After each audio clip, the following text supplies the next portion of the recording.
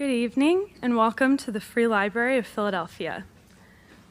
My name is Taylor Burke, and I am the Donor Relations Coordinator at the Free Library Foundation, and I'm thrilled to welcome you to tonight's author event.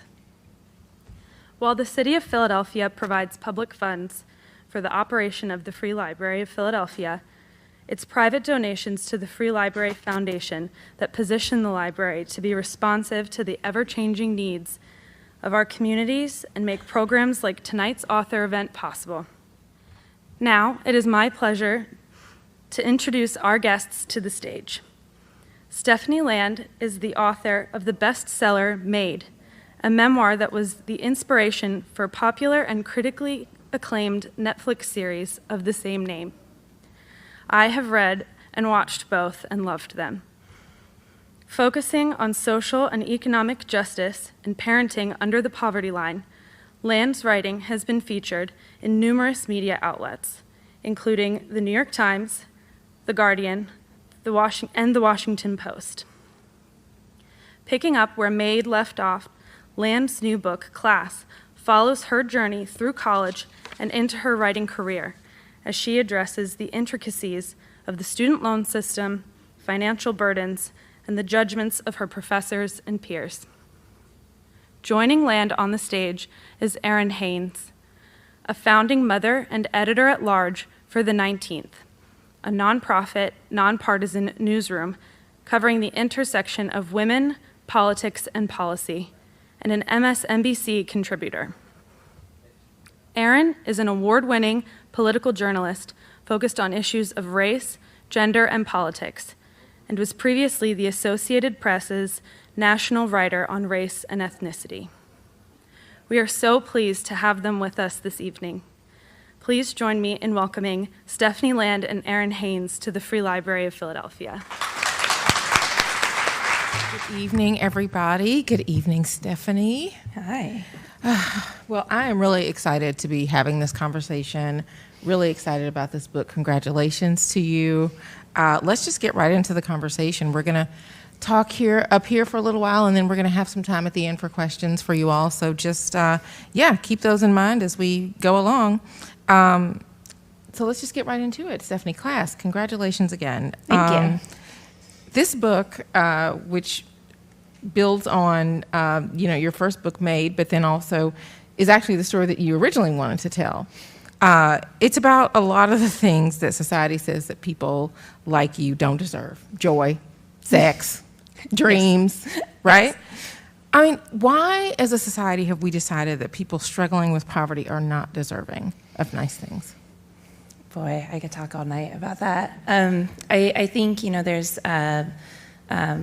there's a catchphrase called the deserving poor. And what that usually means is a person who is in poverty from no, quote unquote fault of their own. Sure. And so it's like a person who had some type of event happen, that would be covered by insurance, or something that they did not possibly make a choice in order to get them in that situation. For me, it was that I chose to be with a person who was abusive, and left him and homeless. And so because I had baby out of wedlock, and all of this stuff, I can list about 10 things that I've heard over the years, but that didn't make me deserving of, I want to say kindness, but I mean, it also is just, I felt like I couldn't really ask people because I very much felt like it was made my bed and now I have to lay in it.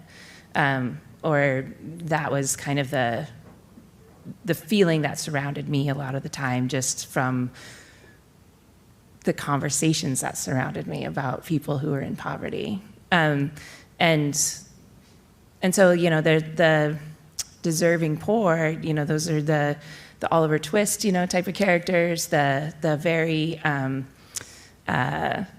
I wish I could say children, but we don't really treat our children that great in this country. So the undeserving poor become the ones who, in turn, don't deserve anything. And that means anything beyond rice and beans for a diet, like all of the things that you hear, way beyond, cut out the Starbucks and avocado toast. Sure. It's cut out the ice cream, cut out the box brand cereal, like why are you spending your money on taking your child to a movie, if you're on food stamps. And it's exhausting. It felt like I was constantly being monitored in some way, or watched. Like I didn't feel like I could sit down and enjoy a Saturday afternoon in my house, because if I have free time, then I should be working in some way. I'm about 10 years, I went off food stamps in the beginning of 2016, and I'm still kind of uncovering things that have really affected me fundamentally, that just pertain to people telling me that you can't have any help to eat or feed yourself or your child if you're not able to prove to us that you're working a certain amount every week. Yeah. How give us an example of a way in which that lingers for you now. Well, we were just talking backstage about how I was blocked in writing this book. I couldn't produce words, and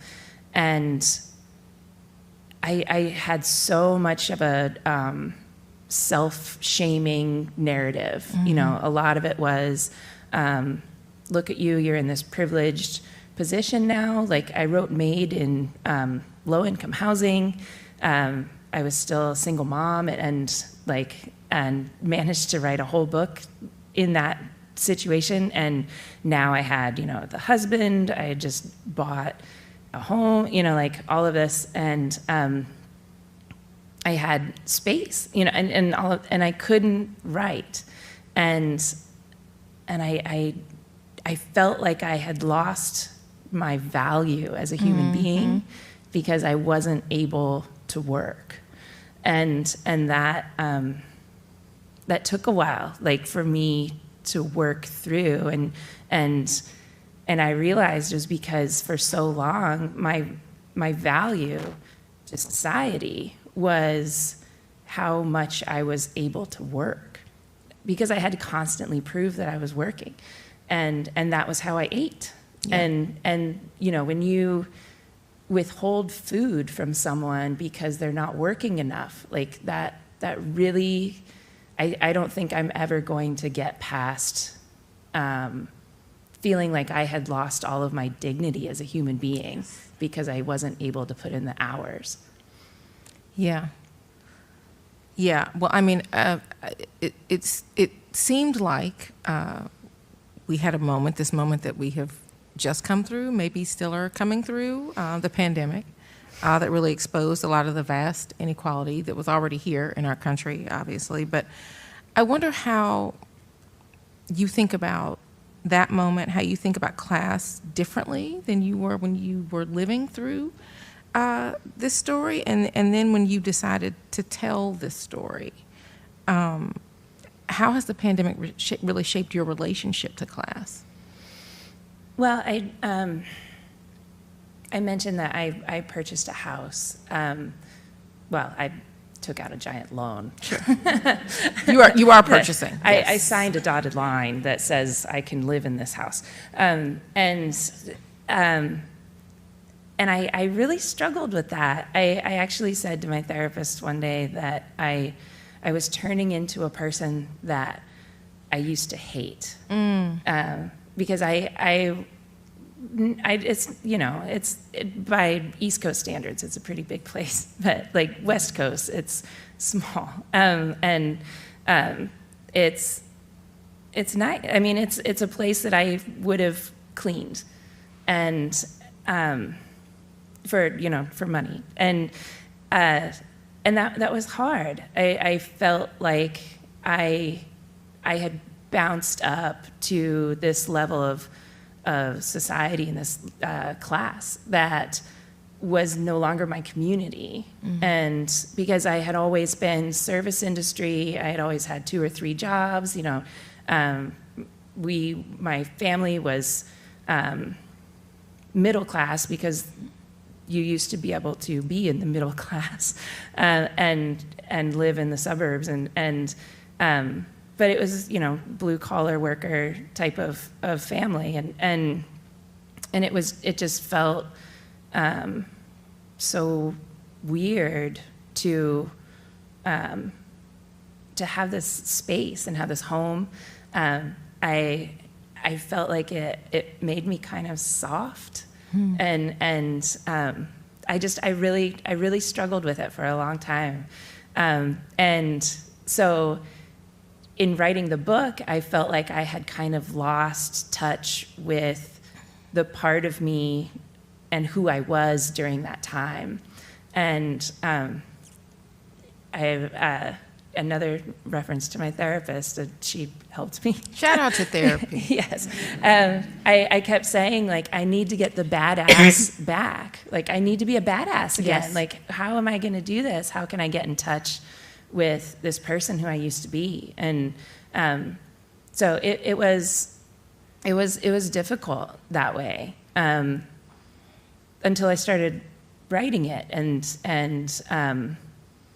got very mad and very angry that I had a new sense of normalcy and a new sense of privilege, really, and to write about this time period when I was struggling so hard and all of these systems were failing me. I got angry, and it was kind of great.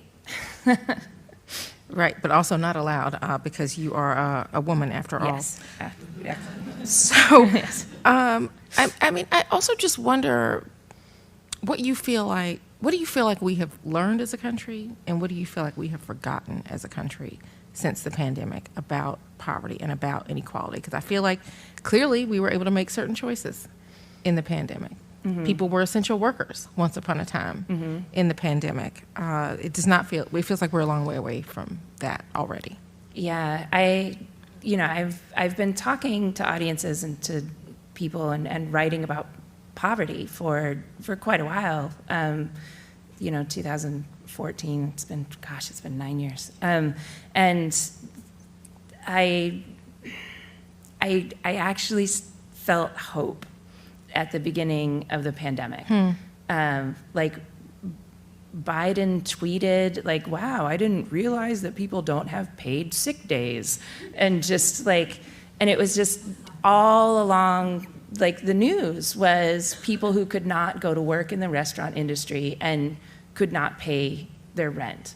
And that was a topic. Yes. And it had never been that way before. And, the essential workers it was nice, but it was, to me, kind of sprinkling glitter on this fact that people didn't have a choice of whether or not they could go to work. And to me, I thought about all of the kids who were being left alone at home, and who couldn't afford to have the homeschooling pods and didn't have resources for that. And like the grocery store workers and the people that do the jobs that we often feel entitled to, the serving us food and cleaning up after us, and the domestic workers. And it was a nice feeling, to see that work visible now and recognized, but it turned so quickly, and it was just suddenly, forgotten again. Yeah. And the boosts, everybody celebrated millions of children being lifted out of poverty because of the child tax credit, and the unemployment benefits helped a lot of single mothers go back to school. And, you kept hearing all these really positive things, and then suddenly it's like, oh, well, we're done with that now. And you guys are just all going to go back into poverty. Yeah, the student loan debt moratorium. Yeah. As yeah. well. Yeah. Yeah. Well, I mean, you talked about being a single mother. You're now married. But you are still a mom who has gotten to see poverty through the eyes of your children. What can you say about what you learned about what they understand about poverty? Wow, no one has asked me that before. I try. Thank you. That's an amazing question. So Coraline, my youngest, she didn't really experience that. She was a baby, and then I got a book deal on her second birthday, and so she grew up. Even Story, she's now 16, my teenager. She has said to me before, well, Coraline had a different life than me growing up. And I see that a lot, between, of course, like Story is like copy paste of me in personality in a lot of ways. And so she's kind of a more broody type. And so, but like Coraline is just this like sunshiny, positive, like sunny side always, like, and Story, I think there's some animosity between the two of them because of that. I don't think Story would ever admit to that, but she told me recently that she remembers kids making fun of her for her clothes, that she remembers going to birthday parties and just kind of like being amazed by other people's homes and the food that they're serving, and so it and then she's also a very she keeps things to herself and likes to drop bombs every once in a while, and just 16, did you say? Yeah. And so she, as I was telling her about this book and, that I was going to write about what she went through in kindergarten, she told me more memories that she had from that time. And just, and she said, yeah, my teacher held me down on the table, on the desk, with her arm on my back to dig through my pockets. And I was like, well, I thought she just grabbed the waist of your pants and went through the pockets. And she said, no, she put me down on the desk and had her arm on my back.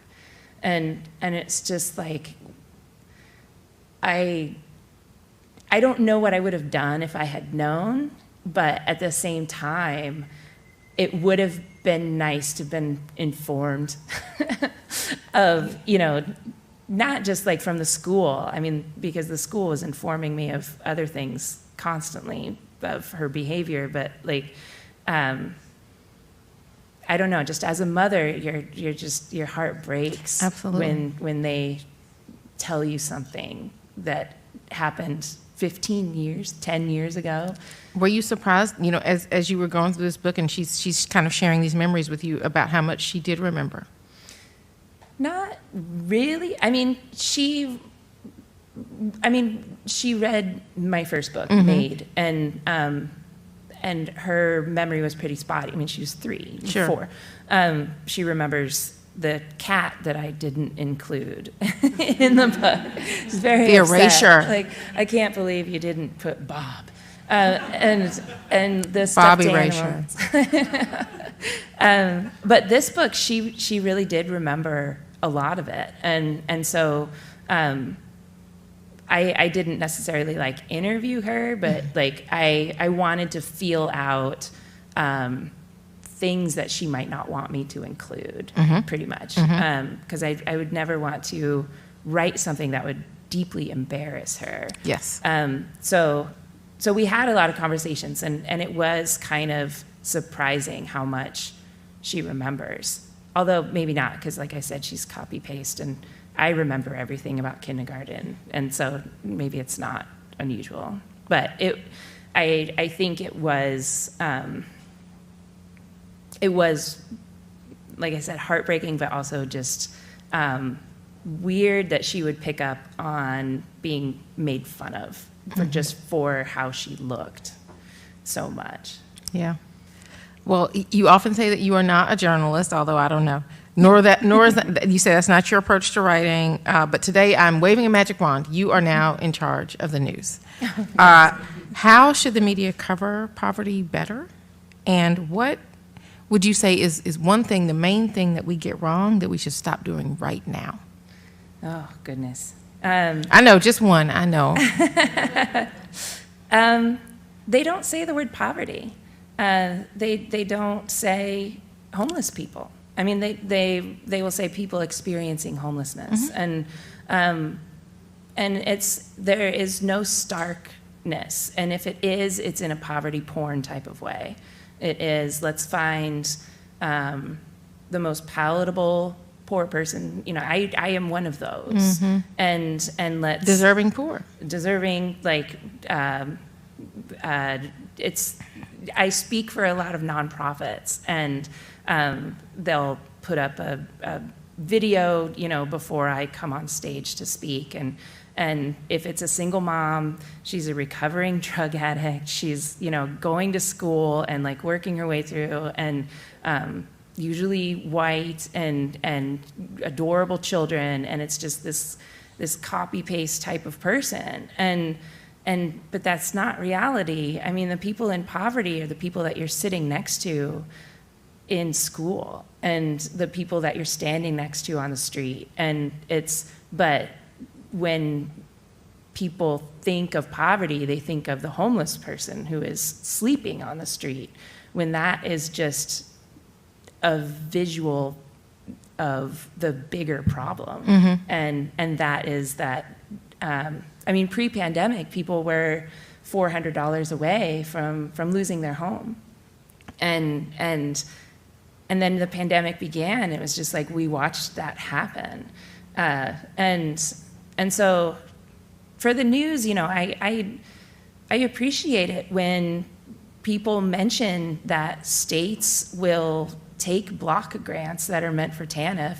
And I just saw a very little blip of a news story that Mississippi spent a block grant for TANF on speaking fees for Brett Favre. Yeah. And it's just like, could we expand on this? Could we sit with this for a minute? Like, because it's so much energy toward the person in the grocery store line taking advantage by buying cookies, and then states are squirreling away hundreds of thousands of dollars To help him, yeah. to do, I don't even know what. I don't even think he spoke. Right. It was just me. No, there was a lot wrong with that program. Yeah, some really good reporting on that exposed the corruption in that state around that issue. Well, I mean, you brought up the white womanness of it all, so let's get into it, because we were talking back there about how you do get to pass, right, for certain people who do not make assumptions about who you are and what you've been through based on how you look. And they will share things with you because they think it's okay, because they don't know your story, they don't know your past. What is that experience like for you? Can you give the audience even like an example of how that comes up and what your response is when that happens? Well, I was telling her just recently, for public speaking, you know, I arrive to a venue in a car with a driver. Like, that's not an Uber. Yeah. A car service. And I think it's maybe because the driver assumes that I have a lot of money, or I don't know. But when I tell them that I'm a writer, and then they ask what I write about, and I usually say like poverty or homelessness, and this driver went into this story about his friend who was down on his luck and used all of his food stamps to buy beer, and it's just, and I hear that so much, like not necessarily people tattling on people or people sharing concern. It's more of just to me it's disgust. And it is, I think there's a lot of hard feelings between the low end of the scale of the working class, the people who are just over ability to apply for food stamps, and the people who are just below it, because that's hundreds of dollars difference in funds that you could possibly receive for food and childcare and medical expenses. And like, I have not qualified for things because I made $100 a month too much. And so I get it, but pitting each other against ourselves is not the answer, but it's just the most visible form of government assistance is food stamps. And I used to have a Facebook friend who was a cashier, and she thought it was funny to report the things that people bought on food stamps. I still see that sometimes, just on Twitter, and I comment online now, and say, this is the reason that I was so ashamed. Like, this is the reason that I was scared to purchase Christmas candy, and for other people to see that, because I didn't want to perpetuate this stigma that people think. And they were wanting you to join in the finger pointing and the shaming, and you say no.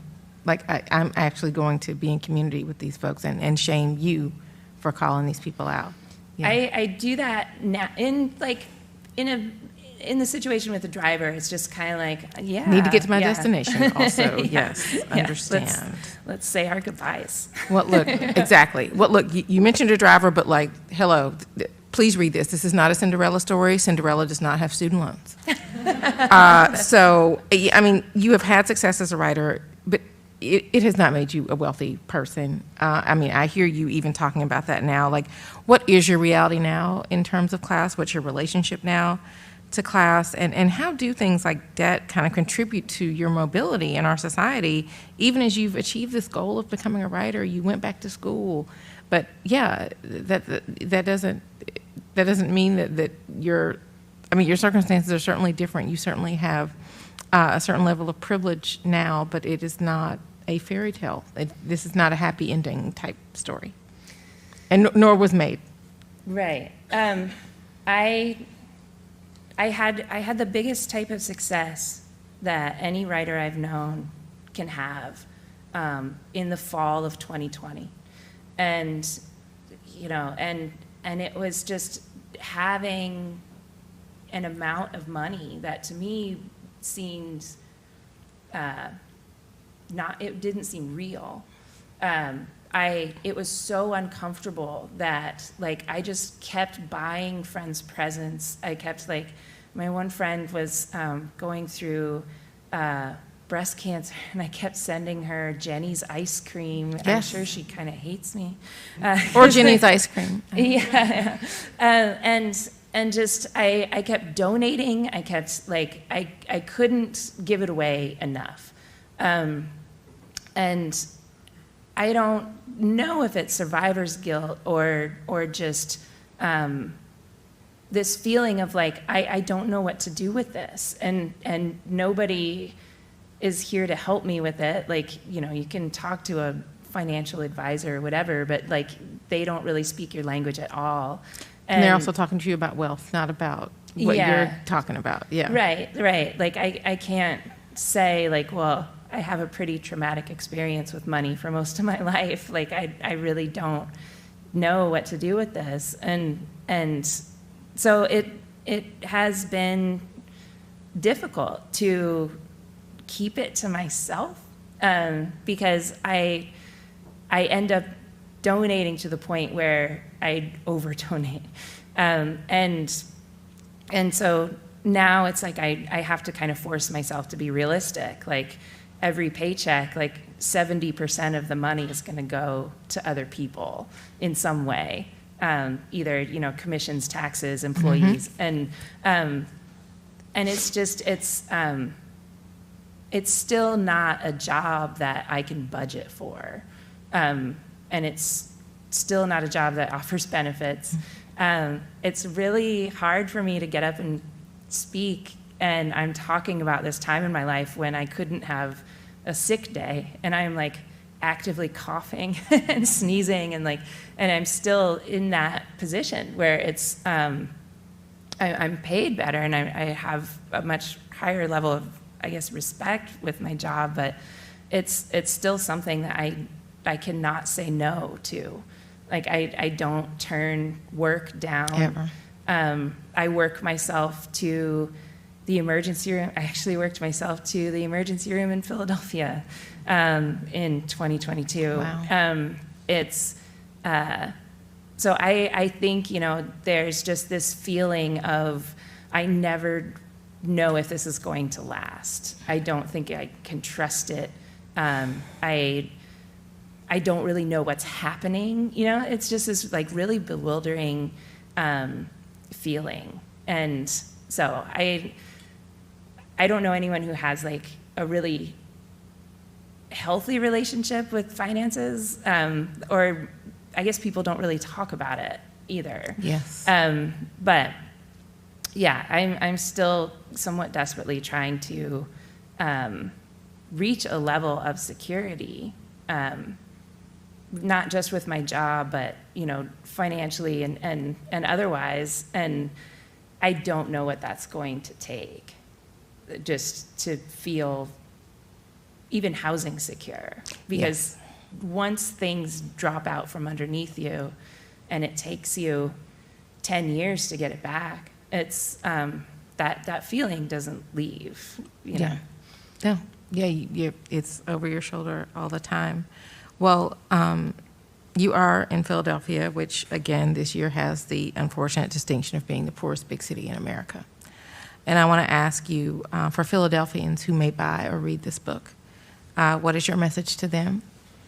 And then for Philadelphians who are or were experiencing poverty, or who are where you were in Maid or in class, what is it that you want them to know? Well, I think I'm making an assumption here, but if you can afford to purchase a hardcover book,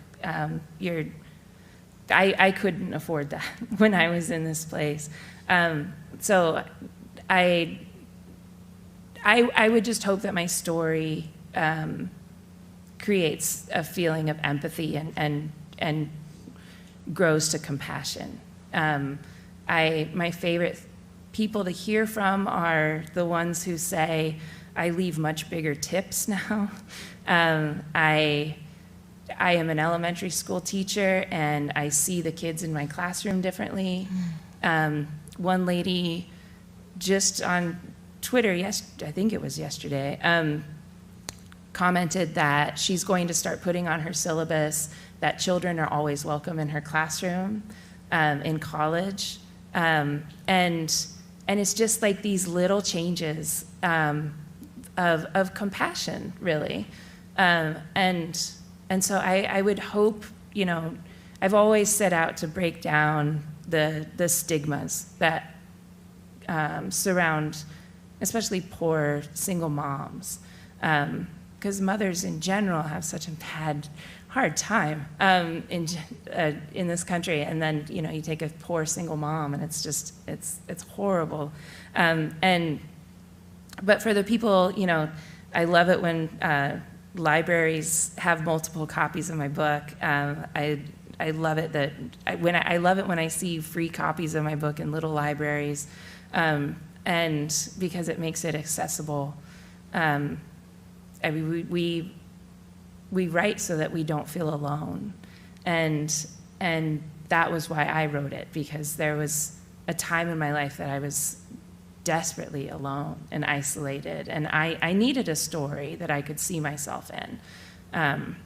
It would have meant a lot to me to know that there was at least one other person out there who was experiencing the same things that I was going through, and so that was not only a big motivator for me, that's always been the biggest hope for me with everything that I write. Hi, I was just wondering, did you always want to be a writer? Since I was 10, yeah. My fourth grade teacher, who texted me today. Amazing. He went to some conference over the summer, and it was like forcing elementary school kids to write. and so the whole year, we wrote short stories. You know, every birthday we had to write a story about whosever birthday it was. And when we reconnected after the series came out, because I mentioned him in the acknowledgments for Maid, and someone finally told him, like, is this you? I said, why did you do that? And, you know, he told me and how amazing it was just to watch kids blossom. And he said, like, I started to see that you not only needed it, it's who you were. That was just, I watched you grow into yourself. And so I've just kind of known that I was a writer since then. Writers are a weird bunch. And so I kind of figured like I would grow old. And at that time, of course, was much younger than I am now. And settle down and become a writer. So, which I guess I kind of did. Yeah. I didn't publish my first book until I was 40. So I guess I followed on that. That was old for me. So as a teacher at both Temple University and the Community College of Philadelphia, Stephanie, I'm wondering if you would give any advice to the college professors out there who would be lucky enough to have a student like you in their class. Well, I'm going to say some statistics that I got from you. This is Sarah Goldrick-Rab. So I was just doing an online interview and answering this question.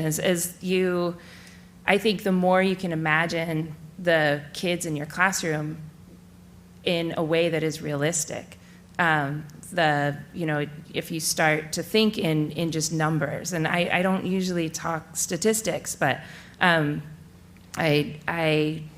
found out recently from a paper that you did that there's a 23% of undergrads are hungry, and 1 in 10 are parents, 1 in 5 are single parents, and 8% of undergrads are homeless or extremely housing insecure. And I think, colleges still picture the student in their classroom as someone who just walked in from the dorm and who doesn't have to work, who might have all of their expenses covered. And so I really encourage people to consider, like, well, what if half of my class has a full-time job?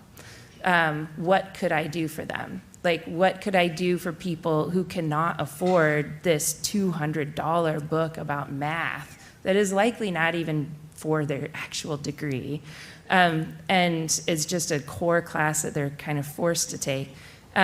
What if I used last year's version and we had some kind of lending library?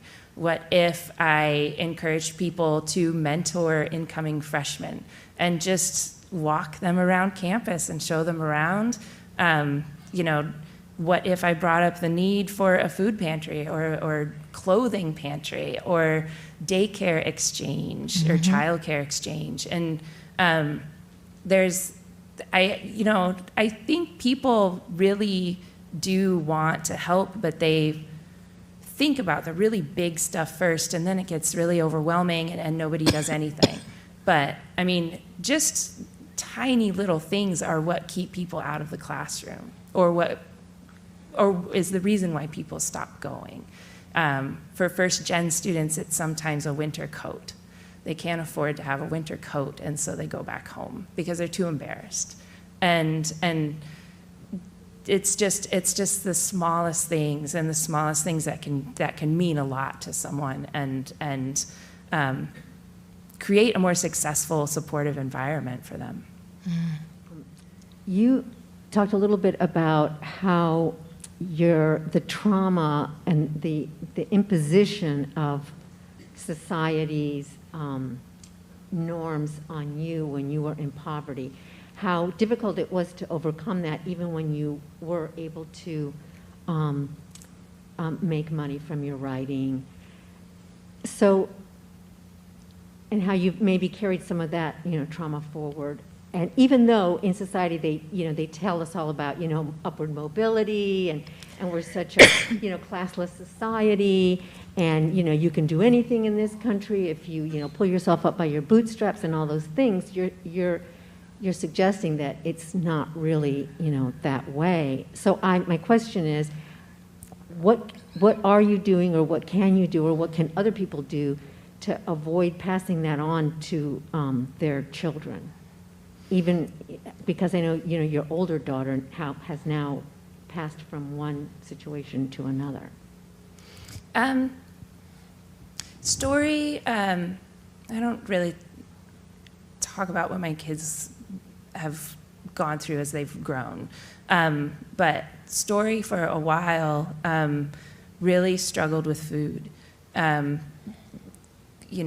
could not afford to experiment. I couldn't just buy broccoli and kale just because I needed to introduce it 2 or 3 times, or however many it is. I couldn't afford to waste food, and for a long time, she was scared to try things because she was scared that she might not like it. And I still see that. I mean, she's a teenager now, and so she's surrounded by the bullshit of TikTok and, like, what I eat in a day, hashtags. But like, I still see, like, some struggle with just, like,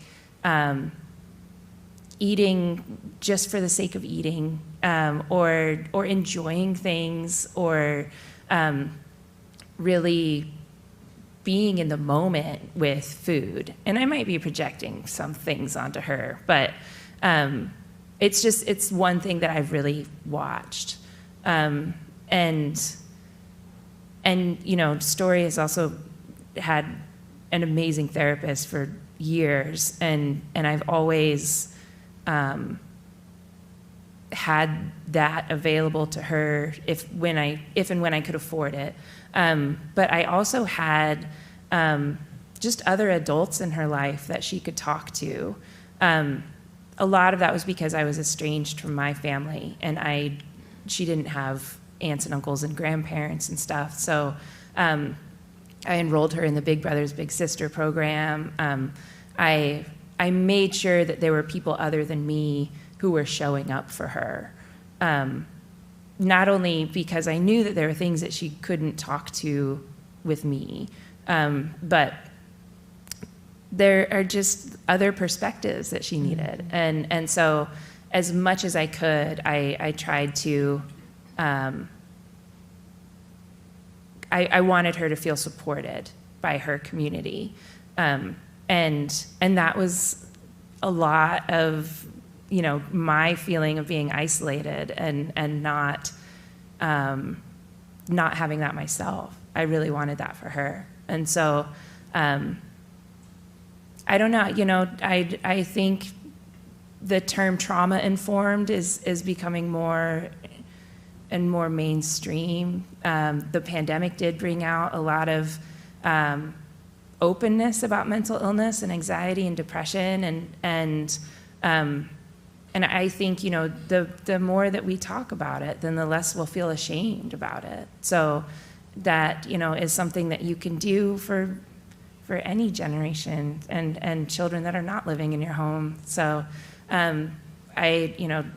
breaking down generational trauma is not necessarily something that is on the parent all the time. So I definitely brought in help with that.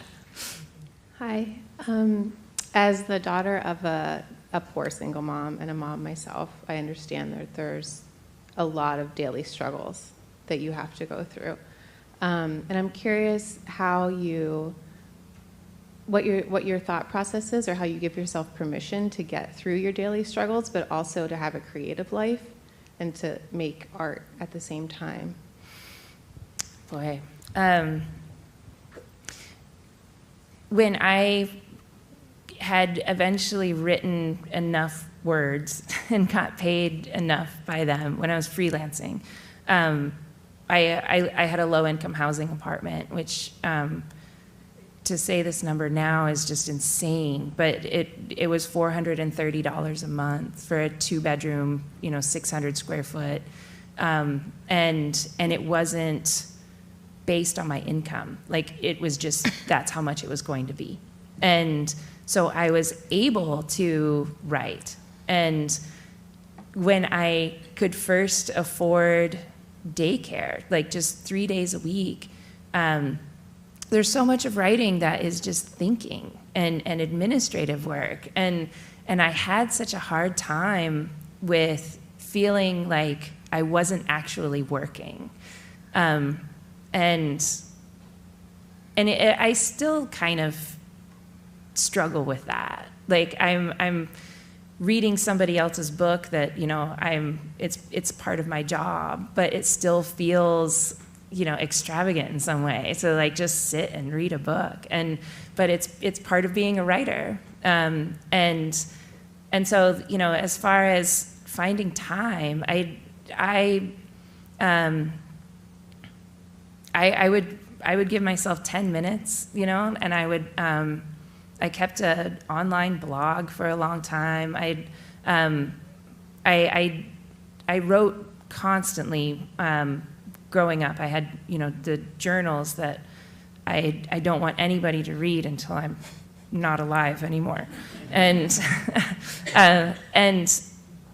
But that was how I learned and how I found my voice. And then I discovered freelance writing, and a lot of that is getting your personal experience into places that normally people wouldn't see that experience. And I feel so passionate about teaching people to write a good op-ed and get their experience out into the world. The first person narrative is vital, because that's the only way that we'll get to know each other and learn how to listen. So that was mine. Every time the kid was in the bath, I was at the computer writing. I got very, very good at writing very fast. So I would just kind of keep a notebook and write down sentences as they came to me. And then once both of the kids were asleep, one of them was asleep in my lap, I would get it all down. I'd make a huge cup of coffee, and I'd have this tiny little jar of wine if I had the money for it, and would bust out 3 essays, and that was my life as a freelancer. So, but a lot of it felt like, since I wasn't doing any kind of manual labor, it felt weird to do this thing that, like, is just so wild that you can get paid for it. It took a long time to get used to that. Yeah.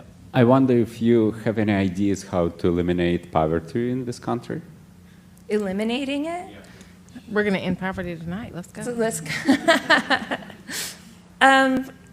Give poor people money. It's not. Universal basic income, abolish work requirements, and trust poor people with money. I budgeted so much better when I didn't have any money than I do now. I knew exactly how much money I had all the time. Every minute. Every time I went into the grocery store, every time I filled up my gas tank. I have no idea why we don't trust people with money. Like, if I'm going to give my friend $20, I don't ask them for an itemized list of what they spent it on. But that was what I was expected to do in order to live in transitional housing. And so I think that is the core. It's not just the deserving poor and the poor people can't have nice things, you know, that's all part of it, but it's trust. We just don't trust people, poor people with money. And time again, when they do universal basic income experiments, they spend it on rent and clothes, and they come out with better mental health, they come out with jobs, they come out sometimes even like contributing members of society because they had this money that they could budget for. And so poor people need security, and they need fucking money, you know? So, I mean, pay them more and tip them, and just like